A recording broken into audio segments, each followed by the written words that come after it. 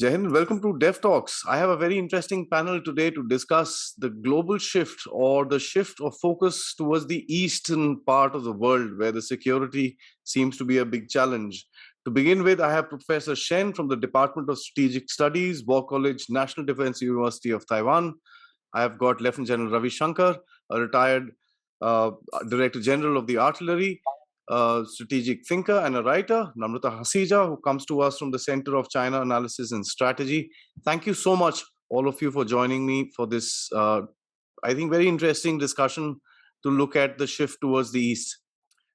Professor, I'd like to start with you with your views to kind of base this discussion. Since December, I guess the focus has always been on Ukraine. And suddenly we see that with the Quad Summit happening in Japan, sometime in May, the entire focus kind of shifted back towards China, Taiwan, and that entire region.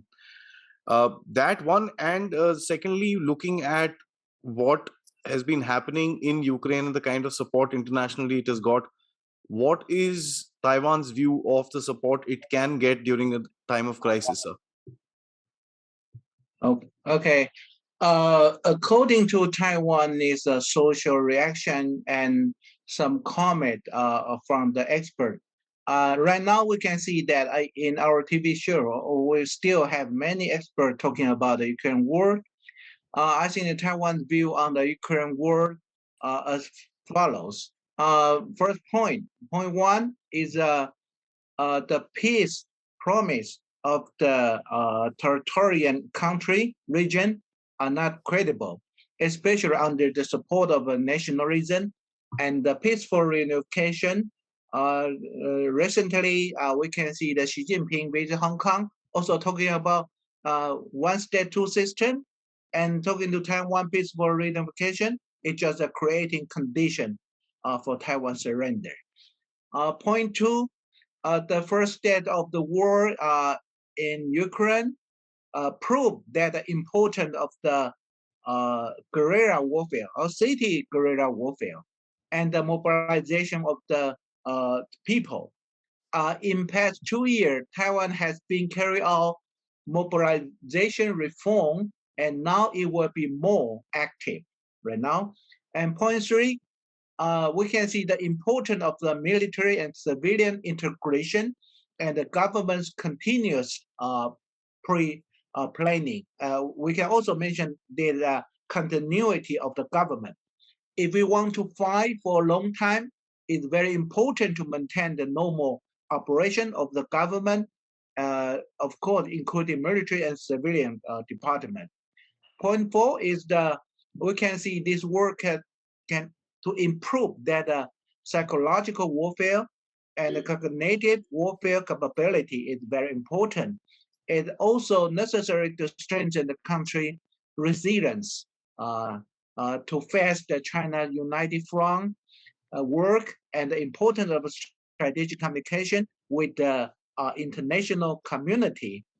Point five is how to increase or implement our urban guerrilla warfare based on the city of fortified building and become an important means of the defense operation. The last point is we can see that the United States military multi-domain operation capability is very important and is give Ukraine military big help and allowing the combination of UAV, satellite, and long-range rocket system in joint operation and help the Ukraine military to destroy Russian tank or rocket system. I think that's Taiwan view about the Ukraine war. Thank you.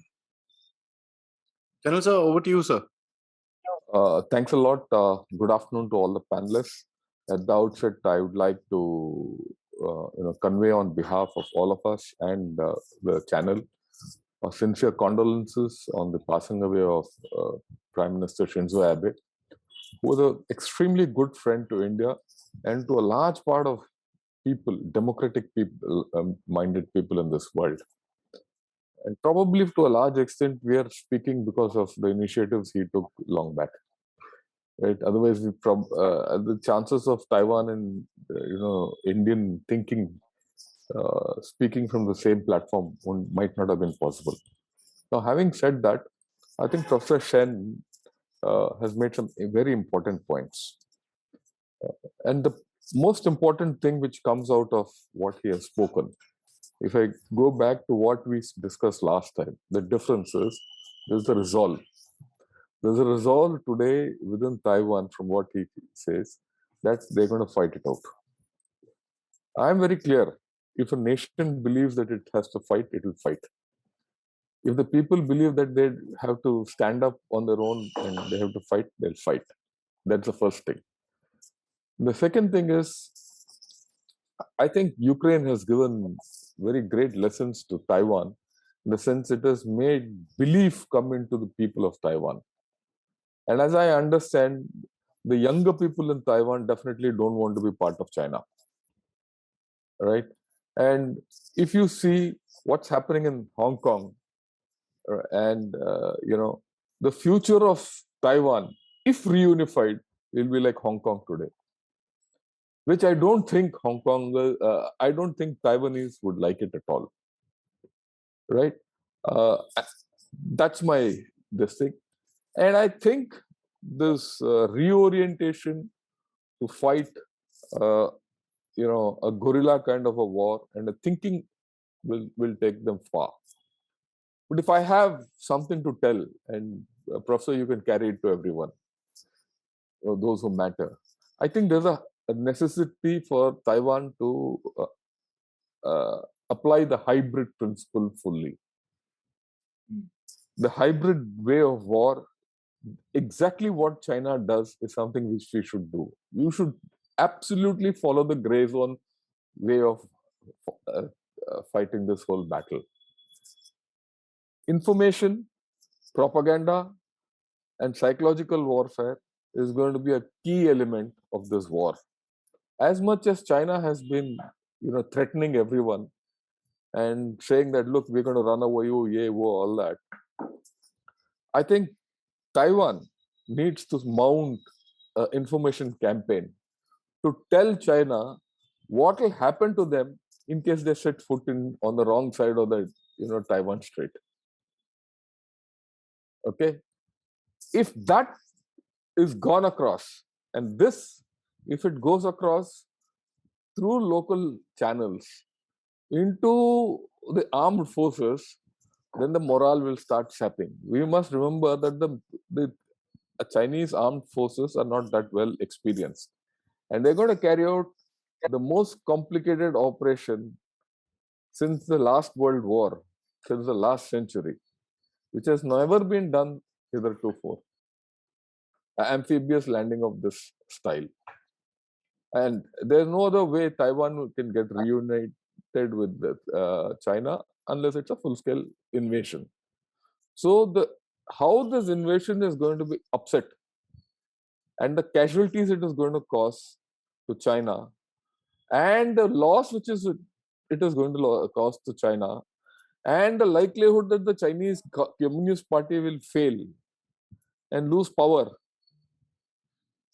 and the fact that in case of this thing, after all, at the end of the day, if you go back to the days of Chiang Kai-shek, right, he always wanted to retake. He felt whatever was in Taiwan was the real China, and he wanted to throw away the Maoists in this thing. So if they can start this hybrid way of thinking, saying this might end the spell of Chinese communism if they set foot this side, I think will pay handsome dividends. Right? That's the first thing.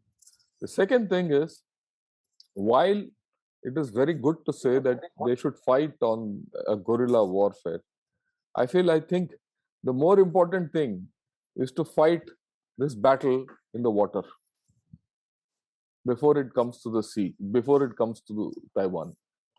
They need to prepare, in a layered manner as to what they will do to prevent that guerrilla warfare from happening. And the third phase of this is, if at all a landing has to take place, how to destroy it. A guerrilla warfare comes later. Guerrilla warfare, if Taiwan thinks the way I'm putting it, because I'm sure their military people must be thinking. The effort involved in defeating China will be far lesser in terms of, the human casualties or losses they have to suffer. And the best people, and let me tell you, the best people to advise them on this stage by stage way of defending Taiwan are the Americans. Because the Americans have the best knowledge of amphibious operations. They carried out the, amphibious operations, the Normandy landings. They were the guys who handled it. The Incheon landings against South Korea, right, in the 50s. And then they had tremendous number of amphibious landings when they had to take over this Guadalcanal and the Pacific Island groups. They know how to defeat an amphibious operation, if anyone. So I think Taiwan has to increase its international cooperation at the field military level to put the scare into China. And all this should be told to China. Look, this is what is in waiting for you. Because then that will what deter China from trying to come across. These are some of my views, and we could discuss it if you want. Interesting views, sir. Quite radical in terms of the change of thought process itself. Namrata, over to you. Why don't you help us understand, apart from what both of the gentlemen have said, some of the Weibo trends that you're picking up with regards to Chinese apprehensions or Chinese change of tactics with regards to Taiwan, looking at the lessons from Ukraine? I think first point, I think the most sensible comment that I saw from the Taiwanese when it came to this, especially Chinese, if China attacks. So there was this professor, a very renowned professor from Tamkang University, who said that we will target all our missiles to the Three Gorges Dam. So if you attack us, all our missiles will be pointed towards that. Okay, I think that's something what I think Lieutenant General Shankar also mentioned, that they should, information warfare and also getting into the psyche of the Chinese is very important. And I think this statement, especially, I wanted to bring to your attention was because I found it something that has really, come across as real, what the Taiwanese are, looking at and how, they are planning. So I think that was very important that he said. And he said that all of China's eastern and southeastern provinces, as well as central and northern China, fall within 1,500 kilometers from Taipei. So we need to kind of, get all these missiles and point all these missiles to the Three Gorges Dam and different provinces to China. That is going to deter China. Taiwan should do that. So I think first point, of course, that I think important to have comments or strategies like this, because what China also did, you must have seen that there was a leaked video that how they are going to attack Taiwan.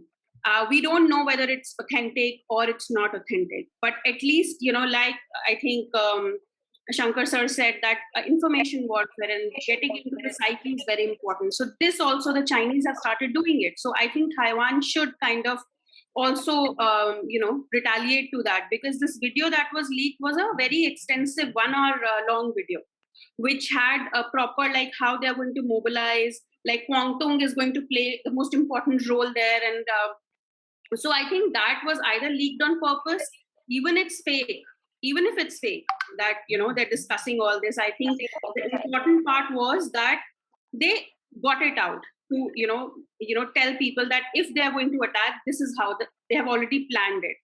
So I think that, and of course, I have seen now a number of statements coming from Taiwan, especially, I still remember this one conversation that I had when I was in Taiwan in 2014. At that point of time, just beginning, when 2014, the Hong Kong crisis had not begun. So I used to work for this center, IIR, I think Professor Shen is very familiar with it. So we were having a discussion where the Taiwanese, a couple of Taiwanese said that if China attacks us, 50 to 60% of Taiwanese will not participate. So I was kind of taken aback. I was like, why? I mean, you don't think you're going to defend your country? He's like, we don't have the capability, and I don't think people have the will to defend. I was like, okay.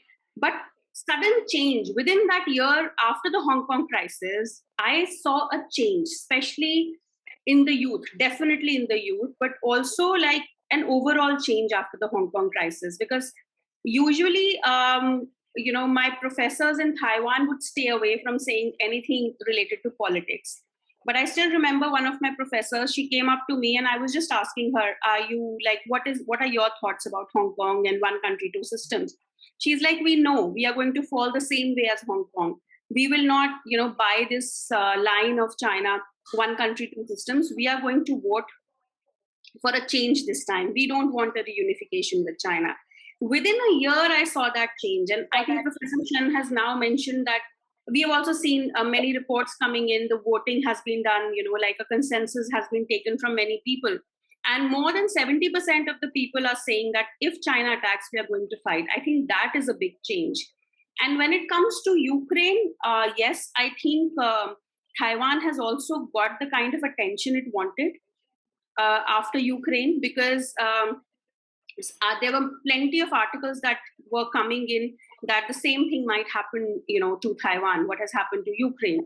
But the international attention, of course, Taiwan has got, and it has got plenty of attention. But I think within Taiwan also a lot has changed. So the willingness, if people are willing to fight, I think that's important, because that was lacking, just a few years back. I think this is very important because, we can analyze many things. We can talk about, Taiwan's army getting ready, stuff like that. But unless the people are with the government or they have the same views that they are going to defend their country, I think this has been a major change that I have seen in Taiwan's, public.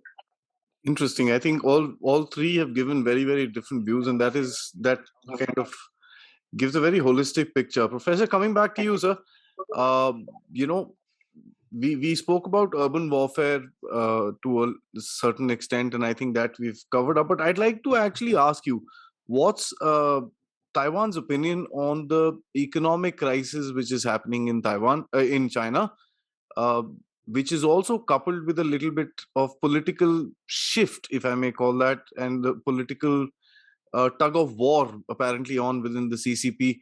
How does Taiwan look at it, in one, as an outside viewer analyzing China, and two, as a pretext of protecting itself, because Chinese are quite dangerous when they are in a sort of a crisis?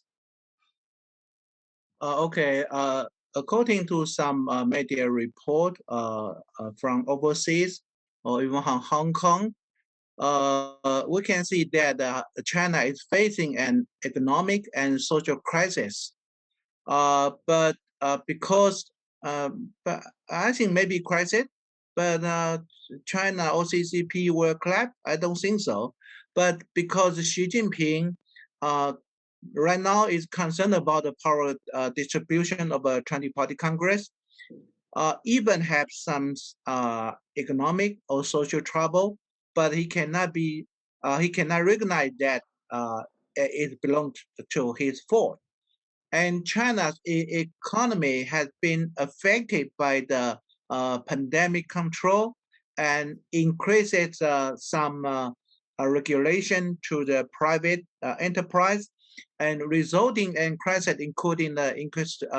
We can see in the local government, they have a higher in the local debt, and many foreign in capital withdraw from China, and unemployment rate rising, and the people unable to work and had no income, no money, and food crisis, etc. I think these social crises include some communist officials abuse their power, and also controlled by the local government and in competence in governance, which has made many social problems more seriously and reduce the people's trust to the communist government or region. But China, if we check the history of China, China has experienced more serious problems in the past, such as military coup-d'état, so-called foregone 四人帮, the big famine and die, uh, uh, many people and economic downturn, etc. Because China itself has the so-called super stable structure, so it did not impact the Chinese communist region. The disagreement between Li Keqiang and Xi Jinping epidemic control and economic policy is not necessary to increase the debate between Xi Jinping and Li Keqiang. But if Xi Jinping start arresting, because some media reports said that right now Xi Jinping changed the Minister of Public Security and prepared to arrest Jiang Zemin and Zheng Qinghong. I think it remains to be seen whether the violent countermeasure or large-scale unrest will be triggered because of this event. So it seems that Xi Jinping is still control the military. And recently, I just mentioned about the Minister of Public Security. It has also been replaced by Xi Jinping because this guy is Xi Jinping's body. Both the gun military, but a knife policeman handle are in the hand of Xi Jinping. So I don't think right now the economic trouble or social unrest will force Xi Jinping step down and cannot prolong his certain power. So because of the super stable structure, and then Xi Jinping control military, so I don't think maybe the economic trouble will continue, but to the CCP region, I don't think will change. Thank you. General sir, over to you. I quite agree with what Professor Shen says. The chances of the Communist Party of China being, overturned or this will not be a result of just an economic decline or other internal problems, because then the internal problems are not that heavy. And one of the things about China is there is no alternate to, being a single party system, there's no alternate focus which can start the thing. Actually, the alternate focus is Taiwan historically. So in my view, I don't think Taiwan will be attacked for the next 5 years. That's the minimum. Okay, because attacking Taiwan has a military component and it has a political component, which I highlighted. The political component is more risky. If the military fails and it is not ready, and if unification of Taiwan will not go through, then you can think of the CCP collapse. You need that kind of a thing. But given the fact that China is going through an economic problem, it has some social impact, will not let it go down completely. We should remember that China has a history of having famines, a lot of disasters, everything. And yet it was fighting the Korean War and it was fighting the war with India. Right? The danger in all this is China has a habit of externalizing issues when there's an internal problem. Okay. So in my view, because of this, and this is what they did in 62. 62, they were having the great famine and they came and attacked us. Okay. To teach us a lesson. So that danger is there. Maybe not immediate, maybe a little later down the line, maybe in the last term of Xi Jinping, couple of years down the line, but that danger is more prominent than immediately getting into Taiwan, which is, I think, a little far away. But let's focus on the present. If you look in the present, is there a chance of China stabilizing? It's very difficult. Till now, the Chinese growth was aided. Everyone wanted China to succeed. You know, whether it was Europe or USA or anyone else. But today the opposite is happening. EU is totally, out of favor with China. So is USA. It is they know this thing. So is Britain. Australia, which was once close to China, is against it. Okay. Now, with whatever is happening in Japan, and the reactions which are coming out of China will make Japan go against them. South Korea has gone completely against China, right? So all these, and South Korea and Japan are talking of nuclearization, right? So the issues against China are more than what we can think. In fact, last week I was also looking at the failure of the Angolan model. Angola, a lot of money, Chinese money went into Angola, and that has come to a standstill. Finished. At one point of time, there were something like 300,000 people, Chinese people in Angola. Today, they are less than 20,000. All projects are closed. And the Angola government wants the Chinese out. Look at what's happened in Sri Lanka. Sri Lanka, they have not been able to help. China has not been able to help Sri Lanka and take advantage of this opportunity which it is presented, because the economy of China is weak today. It cannot afford to give loans.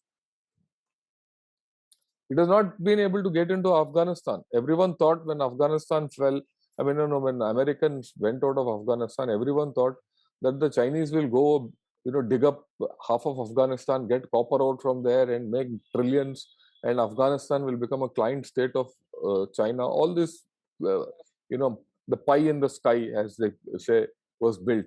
Nothing has happened. The Chinese are not willing to go there. They're scared to go there, in fact, I'll put it this way.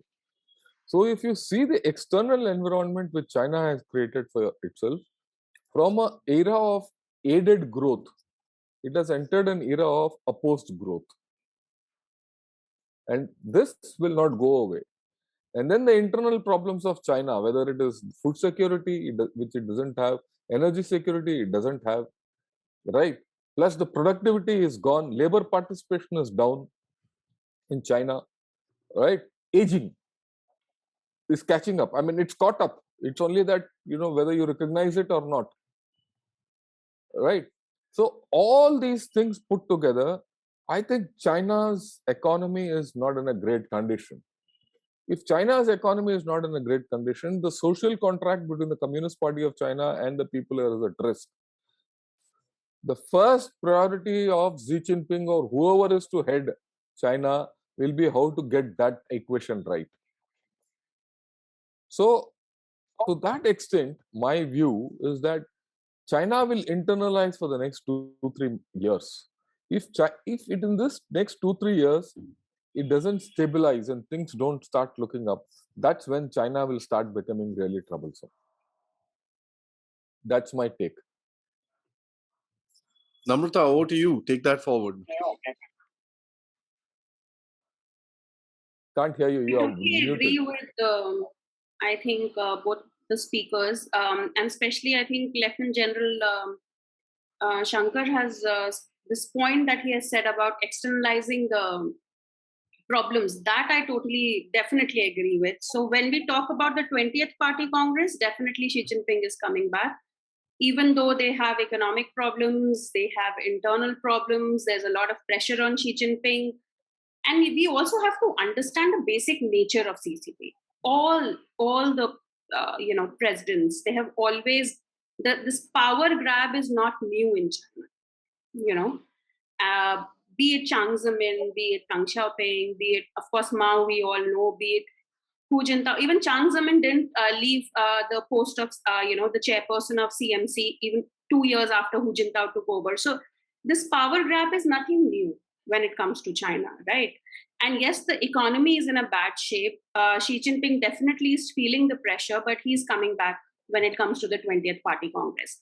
Now, the period that we need to look at is after he comes back to power. First, if he feels too much pressure within, then definitely we can see something, like Shankar sir said, something outside that they are going to do. Now, there are three options that the Chinese have: South China Sea, Taiwan, and India. When it comes to the South China Sea and Taiwan, they know that the US will intervene. And they have that thing at the back of the mind.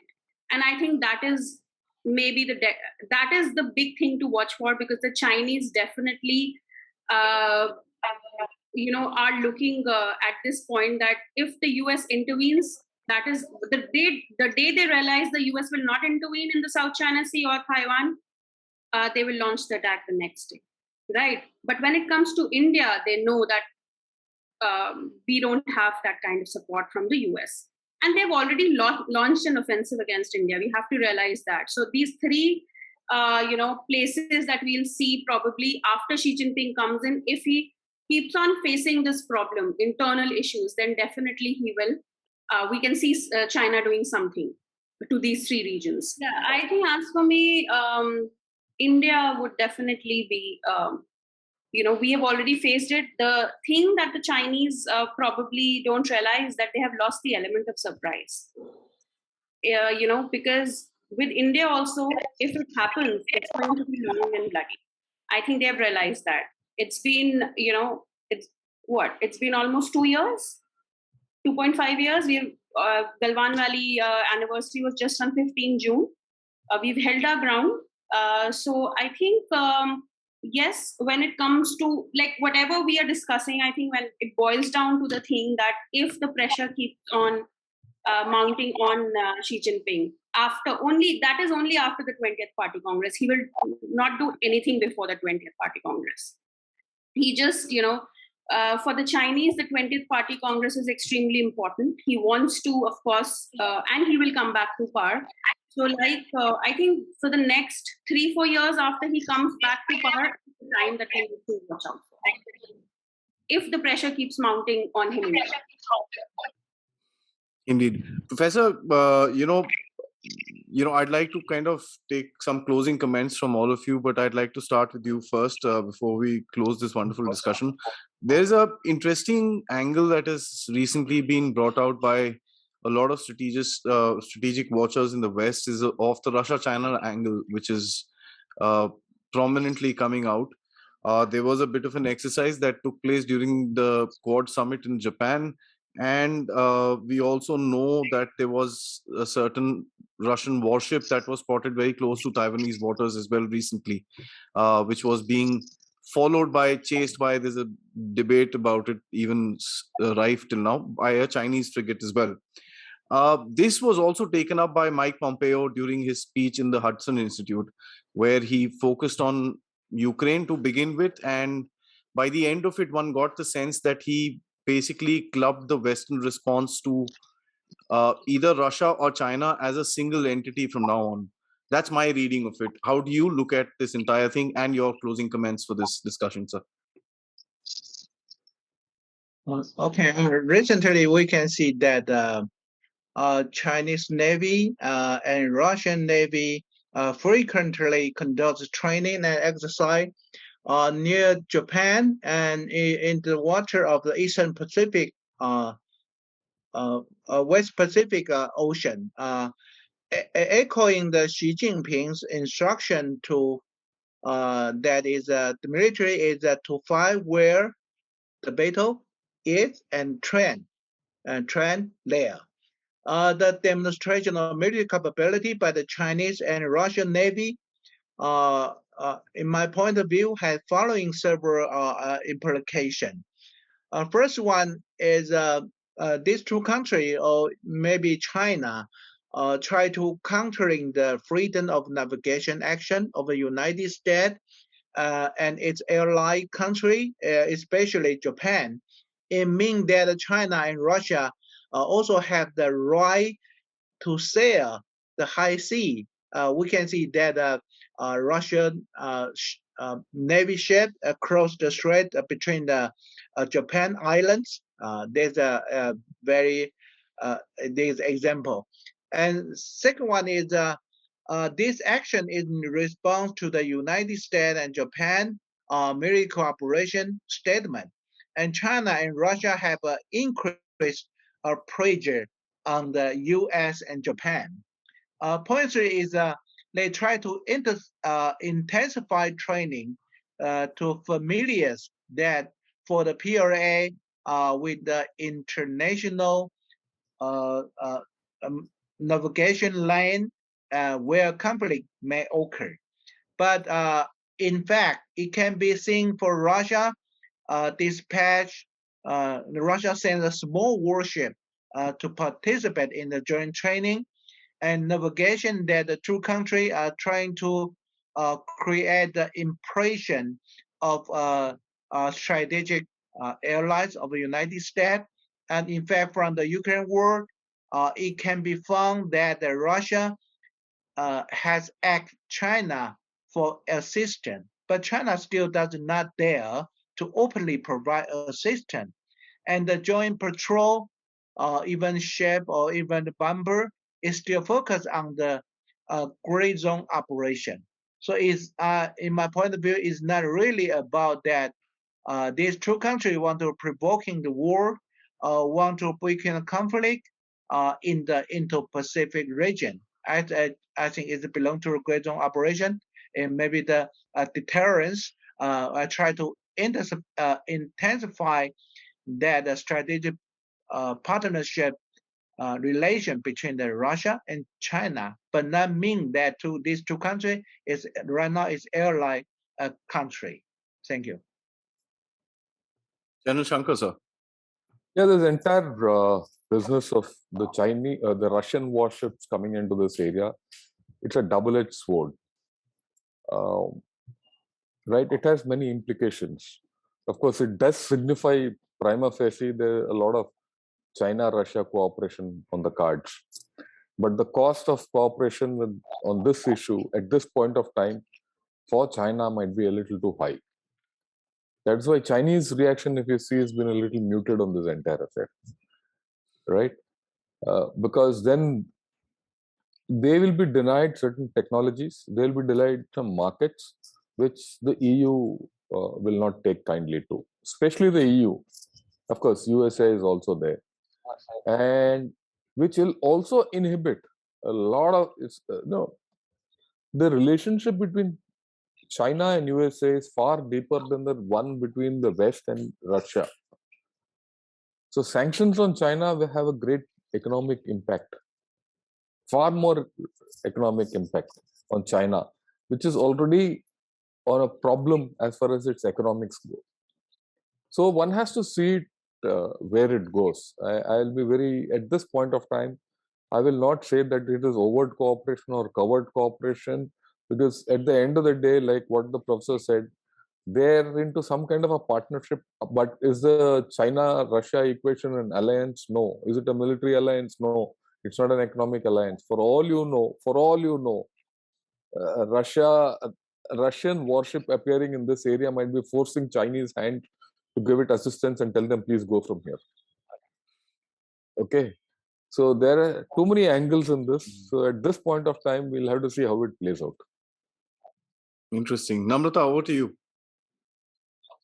I think there are even within China, when we see there are no unanimous.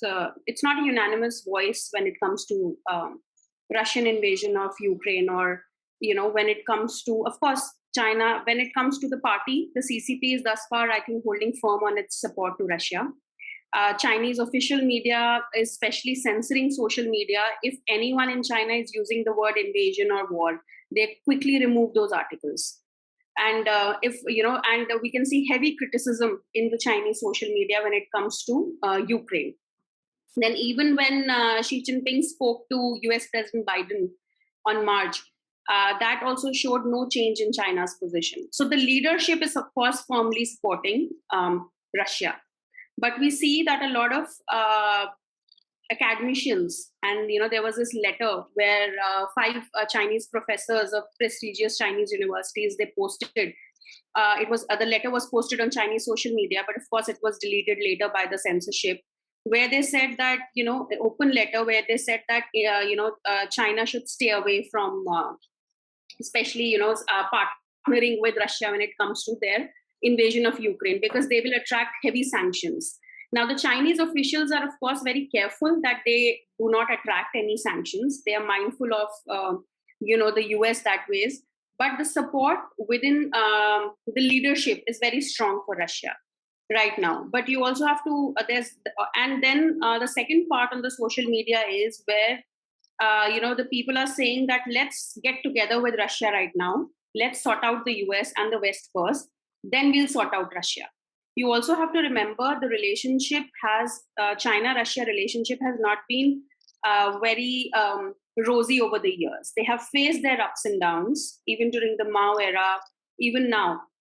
They always had doubts when it came to Russia. And I'll draw your attention to an article that was published in 2013, where China actually talks of 6 wars. And the last war that they want to fight is, of course, is with Russia.